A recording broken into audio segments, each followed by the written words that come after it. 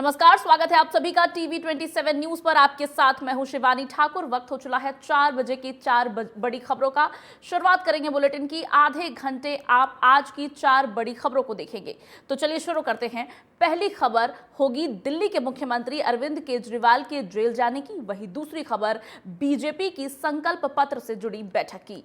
तीसरी खबर में बात करेंगे कच्चे ट्यूब पर हो रही सियासत की। वही आखिर में बात करेंगे मध्य प्रदेश के भोजशाला परिसर के साइंटिफिक सर्वे की। 4 बड़ी खबरों पर आज बातचीत करेंगे। 4 बजे की 4 बड़ी खबर में सबसे पहली खबर के साथ शुरुआत करते हैं। शराब नीति से जुड़े मनी लॉन्ड्रिंग मामले में गिरफ्तार दिल्ली के मुख्यमंत्री अरविंद केजरीवाल को बड़ा झटका लगा है। दिल्ली की राउज एवेन्यू कोर्ट ने ईडी की मांग पर केजरीवाल को 15 अप्रैल तक न्यायिक हिरासत में भेज दिया है। ईडी की तरफ से कोर्ट में पेश हुए एएसजी एसवी राजू ने कहा कि केजरीवाल जांच में सहयोग नहीं कर रहे हैं। केजरीवाल बार बार कह रहे हैं कि उन्हें कुछ नहीं पता। सीएम लगातार जांच से भटकाने की कोशिश कर रहे हैं। ये सब बताने का मकसद ये है कि हम आगे भी केजरीवाल की कस्टडी की मांग कर सकते हैं। ईडी की तरफ से एएसजी राजू ने कोर्ट में कहा कि विजय नायर केजरीवाल के करीबी रहे हैं। केजरीवाल ने पूछताछ में कहा है कि नायर उन्हें रिपोर्ट नहीं करता था। वो दिल्ली सरकार में मंत्री आतिशी और सौरभ भारद्वाज को रिपोर्ट करता था। अब अंदेशा ये भी लगाया जा रहा है कि शराब घोटाले की जांच में आतिशी और सौरभ भारद्वाज तक भी ईडी पहुंच सकती है। दिल्ली के मुख्यमंत्री अरविंद केजरीवाल की आज राउज एवेन्यू में कोर्ट में पेशी हुई थी और राउज एवेन्यू कोर्ट में आज एक बार फिर से इनकी कस्टडी को बढ़ा दिया गया है। पूरी जानकारी के साथ हमारे संवाददाता पंकज वानखेड़े हमारे साथ जुड़ गए हैं। पंकज, अरविंद केजरीवाल की मुश्किलें थमने का नाम क्यों नहीं ले रही? साथ ही अब आतिशी और सौरभ भारद्वाज पर भी ईडी की तलवार लटकती हुई दिखाई दे रही है। बिल्कुल, बेशक। देखिए शिवानी, आज करीबन 11 बजे के आसपास अरविंद केजरीवाल को राउज एवेन्यू कोर्ट में पेश किया गया और ईडी ने पहले ही क्लियर कर दिया था कि उन्हें कस्टडी नहीं चाहिए, वो न्यायिक हिरासत में भेजना चाहते हैं। और उसके बाद जब कोर्ट पे जिरह शुरू हुई और बातचीत शुरू हुई और तमाम दोनों ईडी की तरफ से वकील एजीएस राजू और अरविंद केजरीवाल की तरफ से जो वकील शामिल थे, उन्होंने अपनी बात रखना शुरू किया और उसके बाद बातचीत शुरू होती है। और उसके बाद माना जा रहा था कि कहीं ना कहीं जो ईडी है वो जरूर कस्टडी मांगेगी, लेकिन बाद में उन्होंने साफ मना कर दिया और उसके बाद न्यायिक हिरासत के लिए 15 अप्रैल तक भेज दिया गया। अब से कुछ देर पहले शिवानी, अरविंद केजरीवाल को राउज एवेन्यू कोर्ट से तिहाड़ जेल ले जाया गया और सबसे महत्वपूर्ण इन तमाम घटनाक्रम के बीच में ये निकल करके आया है जब विजय नायर के बारे में ईडी ने सवाल पूछे तो उन्होंने साफ कहा है कि विजय नायर मुझे रिपोर्ट नहीं करते हैं, विजय नायर आतिशी और सौरभ भारद्वाज को रिपोर्ट करते हैं। तो कहीं ना कहीं ये एक महत्वपूर्ण कड़ी हो सकती है। जब ईडी आगे की जो कार्रवाई करेगी तो स्वाभाविक सी बात है कि वो अब सौरभ भारद्वाज और आतिशी से भी पूछताछ कर सकती है। दूसरी तरफ लगातार ईडी ने यह भी आरोप लगाया है, कोर्ट में कहा है कि अरविंद केजरीवाल जो अपने इलेक्ट्रॉनिक डिवाइस है उसका पासवर्ड नहीं दे रहे हैं और साथ ही कॉपरेट नहीं कर रहे हैं। वो कई सवाल है जिनका जवाब उनसे पूछा जा रहा है, वो ये बार बार यही कह रहे हैं मुझे नहीं पता। तो कहीं ना कहीं लगातार ईडी चाहती थी कि उनको न्यायिक हिरासत भेजा जाए और वैसा ही हुआ। और ये भी माना जा रहा है कि ईडी और भी कुछ सवाल होंगे तो फ्यूचर में अरविंद केजरीवाल से पूछताछ कर सकती है। बिल्कुल पंकज, इतना ही नहीं, एक तरफ जहां अरविंद केजरीवाल के बारे में ईडी बता रही है कि वो जांच में सहयोग नहीं कर रहे, वहीं दूसरी तरफ अरविंद केजरीवाल ने अपने बयान में कैबिनेट मंत्री आतिशी का नाम ले लिया है, सौरभ भारद्वाज का नाम ले लिया है। ऐसे में अब अंदेशा लगाया जा रहा है कि इन दोनों को भी ईडी अपने रडार पर ले सकती है। साथ ही पंकज, अब आगे क्या लगता है अरविंद केजरीवाल का और आम आदमी पार्टी का क्या होने वाला है? क्योंकि लोकसभा चुनाव से ठीक पहले जो कुछ भी हो रहा है, जिस तरह का प्रकरण निकल करके सामने आ रहा है, लग नहीं रहा है कि मुसीबतें जल्दी थमेंगी। देखिए, अभी आने वाले समय में 2 महत्वपूर्ण घटनाक्रम का माना जा रहा है कि ऐसा कुछ हो सकता है इन फ्यूचर में। एक तो आतिशी और सौरभ भारद्वाज से भी पूछताछ हो सकती है, क्योंकि जिस तरह से अरविंद केजरीवाल से जब पूछा गया विजय नायर को लेकर तो उन्होंने कहा कि विजय नायर की जो रिपोर्टिंग है वो मेरे पास नहीं है, विजय नायर अतिशी और सौरभ भारद्वाज को रिपोर्ट करते हैं। तो ऐसे में माना जा रहा है कि अब जो अगली जो पूछताछ ईडी जब करेगी तो अतिशी और सौरभ भारद्वाज से कर सकती है। दूसरा यह है कि जो माफी चाहूंगा, जेल मैनुअल जो कहता है कि जेल में कोई भी अरविंद केजरीवाल अपना पर्सनल स्टाफ नहीं रख सकते। दूसरा, वहां से सरकार चलाने को लेकर लगातार आम आदमी पार्टी कह रही है कि अंदर से सरकार अरविंद केजरीवाल चलाएंगे, तो किस नियम के तहत चलाएंगे ये एक महत्वपूर्ण है। उसको लेकर कोर्ट अब क्या आदेश करेगा वो भी जानना होगा, देखना होगा फ्यूचर में, क्योंकि लगातार भारतीय जनता पार्टी कह रही है कि अरविंद केजरीवाल को इस्तीफा देना होगा और अरविंद केजरीवाल के जो तमाम मंत्री है और जो नेता है आम आदमी पार्टी के, वो ये कह रहे हैं कि अरविंद केजरीवाल तो जेल से ही सरकार चलाएंगे। तो ऐसे में जेल मैनुअल कहता है कि अरविंद केजरीवाल के अलावा किसी और को भी अंदर रहने नहीं दिया जाएगा। तो ऐसे में फिर कैसे सरकार चलाएंगे, कैसे उनका स्टाफ होगा, या फिर कैसे वो आदेश जारी करेंगे, क्योंकि ईडी की कस्टडी में थे तब लगातार सुनीता केजरीवाल उनसे मुलाकात करने जाती थी। तो ऐसे में अब कौन कौन लोग मुलाकात करने जा सकते हैं, रोज जा सकते हैं, और कैसे वो आदेश देंगे, क्या होगा घटनाक्रम, अब इंतजार है अगली कार्रवाई। जब इसको लेकर जब मामला कोर्ट में जाएगा तो कोर्ट क्या कुछ, क्योंकि दिल्ली हाई कोर्ट ने साफ मना कर दिया इस मामले को सुनने को लेकर।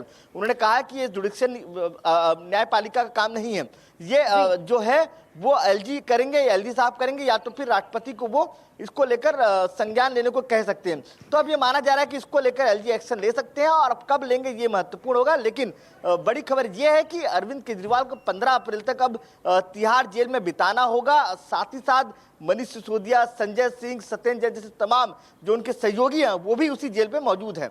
बिल्कुल, तो अरविंद केजरीवाल अगले 15 दिन जेल में बिताएंगे। न्यायिक हिरासत में अब वो भेज दिए गए हैं। लगातार सरकार वो जेल से चलाने की बात कर रहे हैं, वहीं दूसरी तरफ बीजेपी उनके इस्तीफे की मांग कर रहा है। पंकज, तमाम जानकारियों के लिए आपका शुक्रिया, आप बने रहे हमारे साथ। बुलेटिन में आगे बढ़ेंगे। लोकसभा चुनाव को लेकर भाजपा का घोषणा पत्र तैयार करने के लिए पार्टी मुख्यालय में चुनाव घोषणा पत्र समिति की बैठक की गई। रक्षा मंत्री राजनाथ सिंह की अध्यक्षता में यह अहम बैठक की गई। बता दें कि इस बैठक में पार्टी के चुनाव घोषणा पत्र में शामिल करने वाले मुद्दों और वादों की लिस्ट तैयार की गई, जिसे भाजपा अपने घोषणा पत्र में शामिल कर देश के मतदाताओं में तीसरी बार मोदी सरकार को विजयी बनाने के लिए जनादेश मांगने जाएगी। अहम बैठक हुई है बीजेपी की मैनिफेस्टो कमेटी बनाए जाने के बाद से ये पहली बैठक रही मैनिफेस्टो कमेटी की, जिसमें मैनिफेस्टो में क्या कुछ योजनाएं लेकर मोदी सरकार चुनावी दंगल में उतरेंगे, इस पर चर्चा की गई। एक बार फिर से पंकज वानखेड़े का रुख करेंगे। पंकज, मैनिफेस्टो कमेटी की ये पहली बैठक थी उनके गठन के बाद, किन किन बिंदुओं पर लगता है बारीकी से चर्चा की गई होगी? राजनाथ सिंह खुद मौजूद थे। बिल्कुल, बेशक शिवानी, देखिए आज मैनिफेस्टो कमेटी की बैठक थी और इस बैठक की अध्यक्षता रक्षा मंत्री राजनाथ सिंह कर रहे थे। इसके अलावा इस बैठक में माफी चाहूंगा, इसके अलावा स्मृति ईरानी मौजूद थी, केंद्रीय मंत्री अश्विनी वैष्णव मौजूद थे, किरण रिजिजू थे, और छत्तीसगढ़ के मुख्यमंत्री विष्णुदेव साय, और मध्य प्रदेश के मुख्यमंत्री मोहन यादव, और इसके अलावा गुजरात के मुख्यमंत्री भी इस बैठक में मौजूद थे।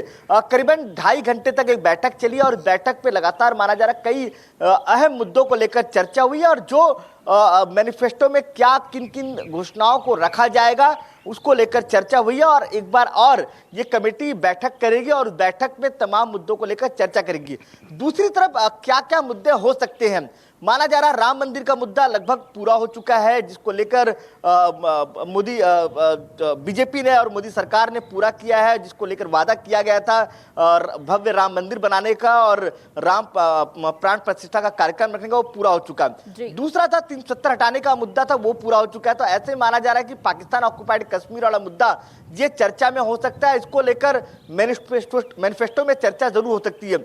दूसरा मथुरा जो जन्मभूमि का मामला है उसको लेकर भी भव्य मंदिर बनाना है, उसको लेकर भी चर्चा हो सकती है। इसके अलावा 1 नेशन 1 इलेक्शन को लेकर भी इस मैनिफेस्टो में घोषणा पत्र में चर्चा हो सकती है। विकसित भारत को लेकर चर्चा हो सकती है। इसके अलावा यूजीसी जो हाल ही में हमने देखा शिवानी की उत्तराखंड में, उसे पास करा लिया गया, लागू कर दिया गया। तो ऐसे में अब इसको कहीं ना कहीं जो केंद्र सरकार है उसको कहीं ना कहीं हर पूरे देश में लागू कराने, इसको लेकर भी चर्चा हो सकती है। इस मैनिफेस्टो में, घोषणा पत्र में इसको जारी किया जा सकता है। इसके अलावा लगातार कई अहम बिंदु है जिसको लेकर तमाम जो सदस्य हैं वो अपने जी, तो तमाम वो चुनौतीपूर्ण चीजें जिसको लेकर के विपक्ष बीजेपी को घेरती है, बीजेपी उन्हीं मुद्दों को दरअसल अपने मैनिफेस्टो में लेकर के चुनावी मैदान में उतरेगी। और पहले के चुनावों में जैसा कि हमने देखा है, बीजेपी को ऐसा करने पर भारी समर्थन भी जनता का मिलता है। ऐसे में आगामी लोकसभा चुनाव के मुद्दे अगर पीओके होते हैं, अगर यूसीसी होता है चुनावी मुद्दा, या फिर वन नेशन वन इलेक्शन की बात बीजेपी करती है चुनावी मैनिफेस्टो में, तो निश्चित ही इसका फायदा बीजेपी को मिलता हुआ दिखाई देगा। पंकज, साथ ही जानना चाहेंगे कि ये मैनिफेस्टो कब तक बनकर तैयार हो जाएगा और कब तक सामने आएंगी? क्या कुछ और बैठकें भी होंगी उसके पहले? बिल्कुल, बेशक। देखिए, आज ही जो राष्ट्रीय मंत्री है विनोद तावड़े जी, उन्होंने प्रेस कॉन्फ्रेंस की और उन्होंने बताया कि एक और बैठक होनी है, कमेटी की बैठक होगी। उस बैठक पे तमाम नेता मौजूद थे। उसके अलावा सबसे महत्वपूर्ण है कि जो बैठक होगी एक और आने वाला आगामी हफ्तों में हो सकती है, और उसके बाद 16 से 17 अप्रैल के बीच में मैनिफेस्टो जो घोषणा पत्र है वो तैयार कर लिया जाएगा। इसमें और भी जो दो महत्वपूर्ण बिंदु में जब चर्चा कर रहा था शिवानी, वो मोदी की गारंटी और जो वादा हमने किया पूरा किया है, तो आगे भी जो वादा हम करेंगे वो पूरा करेंगे, इस तरह की बातें इस मैनिफेस्टो घोषणा पत्र में हो सकती है। तो इसको लेकर तमाम चर्चाएं लगभग पूरी हो चुकी हैं और एक और दौर की बैठक होनी है। उसके बाद ये मैनिफेस्टो जो कमेटी है वो पूरी रिपोर्ट जो जिन जिन बिंदुओं पे चर्चा हुई वो राष्ट्रीय अध्यक्ष जेपी नड्डा का सौंपेंगे, और उसके बाद फिर फाइनली इसको एक तरह से कहा जाए जनता के सामने रखा जाएगा कि किन किन वादों के साथ वो चुनाव लड़ने को तैयार हैं। पंकज, चुनावी मैनिफेस्टो की हम बात कर ही रहे हैं, तो एक और चीज जो चुनाव के दौरान बेहद अहम होती है उनकी बात भी कर लेते हैं। स्टार प्रचारकों की बात कर लेते हैं। जब चुनावी मैनिफेस्टो बनकर तैयार हो जाएगा तो बीजेपी की तरफ से वो कौन कौन से स्टार प्रचारक होंगे जो इन मैनिफेस्टो के साथ जनता के बीच पहुंचेंगे? उत्तर प्रदेश के मुख्यमंत्री योगी आदित्यनाथ बेहद अहम भूमिका निभाएंगे। उनके अलावा और कौन कौन से लोग बीजेपी के चुनावी कमान संभाले हुए नजर आएंगे जनता के बीच? देखिए शिवानी, अगर मैं बताऊं तो करीबन एक हफ्ते पहले ही भारतीय जनता पार्टी ने अपने तमाम कैंपेनर्स के नाम है वो जारी कर चुके हैं, और ऐसे में सबसे ज्यादा डिमांड किसी की है तो उत्तर प्रदेश के मुख्यमंत्री योगी आदित्यनाथ की है, प्रधानमंत्री नरेंद्र मोदी के बाद। और लगातार चाहे वो उत्तर प्रदेश के मुख्यमंत्री योगी आदित्यनाथ हो, गृह मंत्री अमित शाह हो, रक्षा मंत्री राजनाथ सिंह हो, केंद्रीय सड़क परिवहन मंत्री नितिन गडकरी हो, या तमाम महासचिव महामंत्री है वो हो, या इसके अलावा असम के मुख्यमंत्री हेमंत बिस्वा शर्मा हो, ये तमाम नेताओं के अलग अलग राज्यों में ड्यूटी लगी है जो कैंपेनिंग करेंगे भारतीय जनता पार्टी के लिए। और साथ ही साथ सबसे महत्वपूर्ण है कई जो एक्टर एक्ट्रेस स्टार प्रचारक है उनका भी इस कैंपेन कमेटी है, कैंपेन जो टीम है उसमें अलग अलग राज्यों के हिसाब से तैयार किया, उसमें नाम है, चाहे मनोज तिवारी हो, मोदी के चेहरे के साथ बीजेपी के तमाम स्टार प्रचारक और बड़े चेहरे चुनावी मैदान में बीजेपी के मैनिफेस्टो के साथ चुनावी कमान को संभालते हुए दिखाई देंगे। फिलहाल मैनिफेस्टो कमेटी की बैठक हुई है और इस मैनिफेस्टो में किन किन बिंदुओं को शामिल करके बीजेपी जनता के बीच पहुंचेगी, इस पर गहन चर्चा हुई है। पंकज, तमाम जानकारियों के लिए आपका बहुत शुक्रिया। और अब 4 बजे की 4 बड़ी खबर में तीसरी खबर की बात करेंगे। बीजेपी नेता और विदेश मंत्री एस जयशंकर ने कच्चा द्वीप के मुद्दे पर एक प्रेस कॉन्फ्रेंस किया। इसमें उन्होंने कच्चा द्वीप पर भारत का अधिकार छोड़ने को लेकर कांग्रेस और डीएमके पर निशाना साधा है। जयशंकर ने कहा है कि 1974 में भारत और श्रीलंका ने एक समझौते पर हस्ताक्षर किए जहां उन्होंने एक समुद्री सीमा खींची, और समुद्री सीमा खींचने में कच्चा द्वीप को सीमा के श्रीलंकाई पक्ष पर रखा गया। उन्होंने कहा कि कांग्रेस और डीएमके ने इस मामले को इस तरह से लिया है मानो इस पर उनकी कोई जिम्मेदारी नहीं है। भाजपा नेता ने आगे कहा, हम जानते हैं कि ये किसने किया, ये नहीं पता कि इसे किसने छुपाया। हमारा मानना है कि जनता को ये जानने का अधिकार है कि यह स्थिति उत्पन्न कैसे हुई। पूरी जानकारी के साथ हमारे सहयोगी दिनकर आनंद न्यूज रूम से लाइव हैं। दिनकर, सबसे पहले तो बहुत सारे दर्शकों को ये मुद्दा ही नहीं पता है, तो हम चाहेंगे कि ये पूरा मुद्दा क्या है वो जरा आप दर्शकों को बताएं।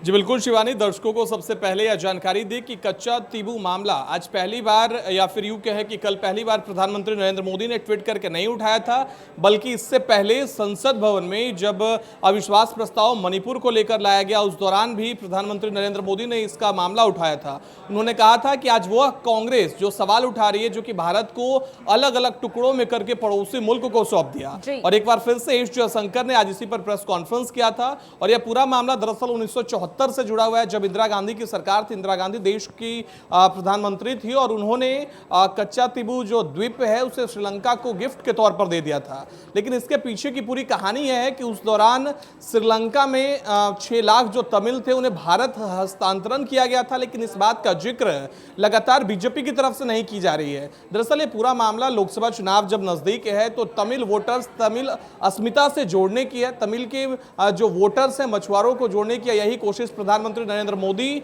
और लगातार एस जयशंकर की तरफ से की जा रही है। आज जब इसके बारे में जब एस जयशंकर ने प्रेस कॉन्फ्रेंस किया, उस दौरान उन्होंने यह कहा कि डीएमके और कांग्रेस की सरकार ने इसे ऐसे अनदेखा किया जैसे कुछ हुआ ही नहीं है। हमारे पास से एक द्वीप चला गया, प्रधानमंत्री इंदिरा गांधी उस वक्त थी जब इसे गिफ्ट किया गया था, लेकिन इस पर कांग्रेस ने कोई प्रतिक्रिया नहीं दी। हालांकि इसके बाद कांग्रेस ने तमाम तरह की डीलें साइन की थी श्रीलंका के साथ। हमारे कई डील साइन हुए थे, जिसमें 6 लाख उधर से तमिल भाई हमारे वहां से आए थे। इस पर अब लगातार विवाद जारी है और लगातार कांग्रेस की तरफ से भी प्रतिक्रियाएं निकलकर सामने आ रही हैं। शिवानी, कांग्रेस की तरफ से और डीएमके की तरफ से क्या कुछ प्रतिक्रिया निकल करके सामने आई है दिनकर? साथ ही ये भी जानना चाहेंगे कि लोकसभा चुनाव से ठीक पहले अचानक से ये मुद्दा निकल करके सामने आ जाना, भले ही प्रधानमंत्री नरेंद्र मोदी ने इस पर रोशनी डालने की कोशिश की हो, आज प्रेस कॉन्फ्रेंस की हो, विदेश मंत्री एस जयशंकर ने, एक चुनावी स्टंट नहीं लगता?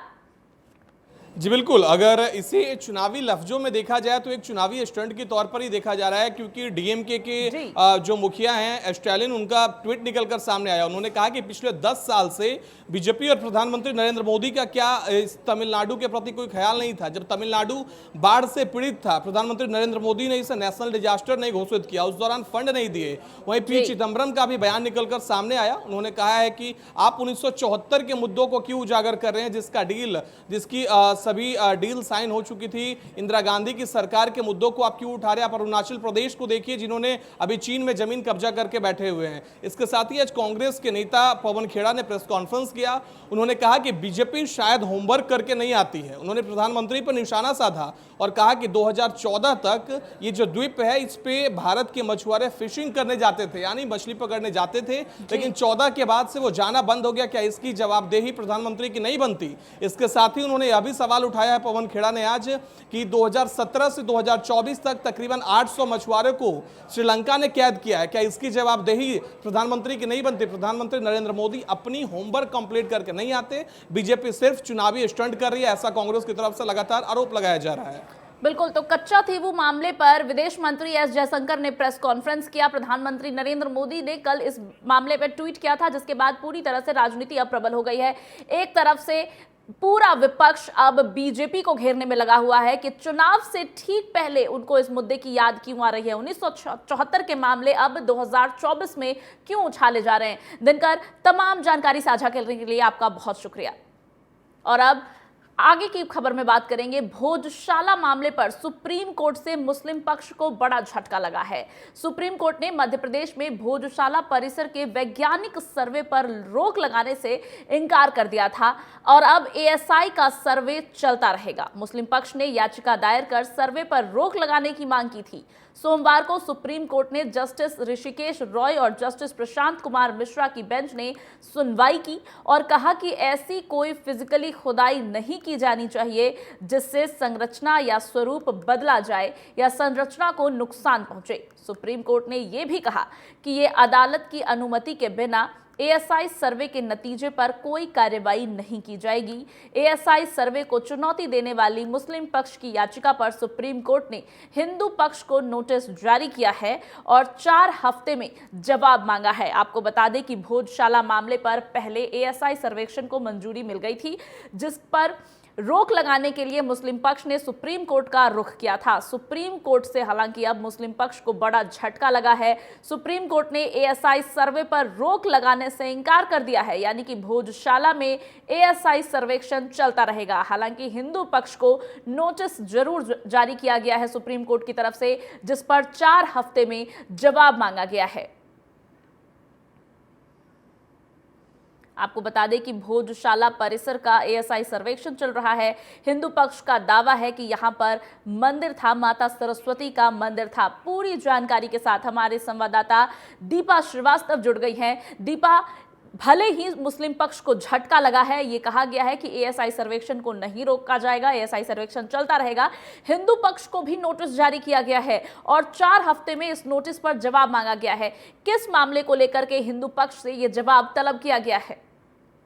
देखिए, आपको बता दें कि जहां पर हमें देखने को मिल रहा था कि लगातार आज 11वां दिन है और एएसआई की जो सर्वे है वो लगातार भोजशाला में जारी है। जिस तरह से अगर हम बात करते हैं तो हिंदू पक्ष के द्वारा लगातार दबाव बनाने का कहीं ना कहीं काम जो है वो किया जा रहा था। हाईकोर्ट में भी याचिका लगाई गई और इस दौरान लगातार वहां पर पूजा पाठ जो है वो की जा रही थी, लगातार पूजा पाठ जारी थी और कहीं ना कहीं जो आरोप प्रत्यारोप का दौर भी हमें लगातार इस पूरे मामले में देखने को मिल रहा था। सीधे तौर पर यदि हम बात करते हैं तो हिंदू पक्ष और मुस्लिम पक्ष दोनों ही पक्षों के बीच में कहीं ना कहीं विरोधाभास जो है वो लगातार हमें सुनाई दे रहा था और यही कारण है कि इस पूरे मामले को लेकर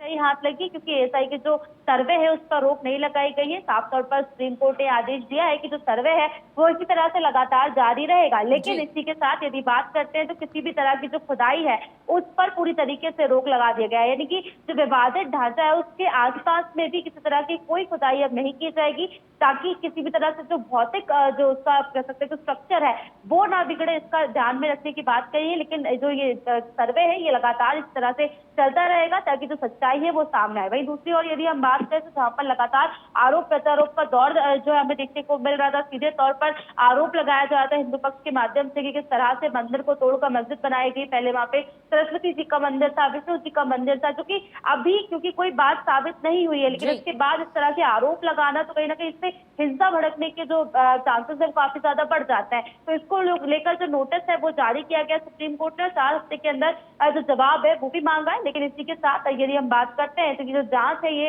इसी तरह से चलती रहेगी।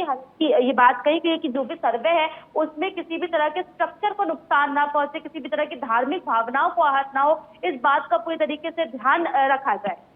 दीपा, इस पूरे मामले को लेकर के मुस्लिम पक्ष ने सुप्रीम कोर्ट का रुख किया था ताकि एएसआई सर्वेक्षण को रोका जाए। हालांकि सुप्रीम कोर्ट से अब मुस्लिम पक्ष को झटका लगा है। साफ तौर पर सुप्रीम कोर्ट ने कह दिया है कि एएसआई सर्वेक्षण जारी रहेगा। दीपा, किन आधारों पर मुस्लिम पक्ष अदालत पहुंचा था? क्या एएसआई सर्वेक्षण में ढांचे को किसी प्रकार का नुकसान पहुंचाया जा रहा था?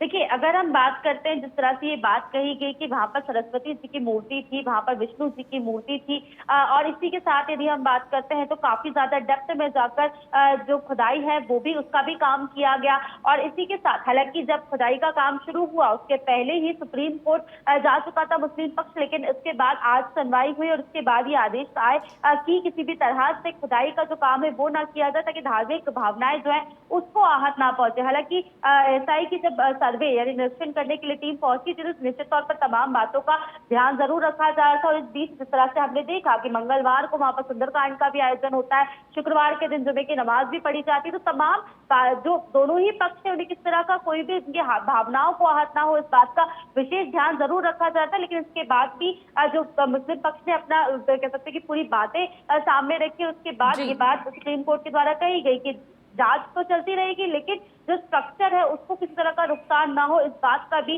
एएसआई की जो टीम है उसे ध्यान रखना चाहिए। जी बिल्कुल, तो भोजशाला मामले पर मुस्लिम पक्ष को सुप्रीम कोर्ट से झटका मिला है। एएसआई सर्वेक्षण को जारी रखने के निर्देश सुप्रीम कोर्ट ने दिए हैं। हालांकि मुस्लिम पक्ष को, हिंदू पक्ष को माफ कीजिएगा, नोटिस जारी किया गया है और 4 हफ्तों में जवाब मांगा गया है।